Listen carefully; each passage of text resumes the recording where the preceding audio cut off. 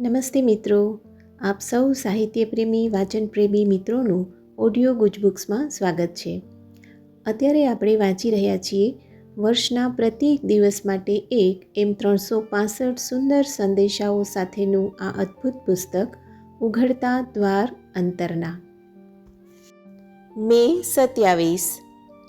અવારનવાર દરેક જણને સંસારમાંથી પોતાની જાતને પાછી ખેંચી લઈ સમજની પાર જે એક શાંતિ રહેલી છે તે પામવાની જરૂર પડે છે.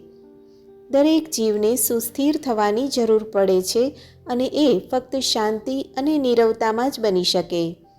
એકવાર અંદરનું સ્થૈર્ય સુસ્થાપિત થાય પછી તમે ગમે ત્યાં જાઓ અને ગમે તે કરો, બહારની ગેરવ્યવસ્થા અને ગૂંચવણો તમને કશી અસર કરી શકશે નહીં.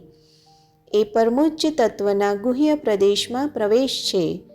એ મારી સાથેની એકતાની પ્રાપ્તિ છે.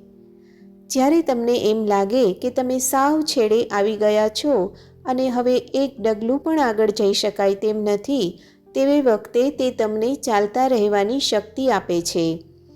શ્રદ્ધા વડે આ અજ્ઞાતમાં ભરેલા પગલાં જ અદ્ભુત કાર્યો કરે છે અને અનેક જિંદગીઓમાં પરિવર્તન લાવે છે.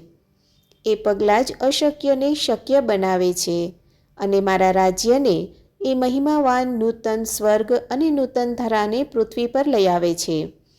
આ લક્ષ્ય પ્રતિ હંમેશા ગતિ કરતા રહો. બદલાવાની જરૂર હોય ત્યારે બદલાવો અને શીઘ્ર બદલાવો. હું તમારી સાથે જ છું. હંમેશા મારામાંથી શક્તિ મેળવો. આપનો આજનો દિવસ શુભ રહે.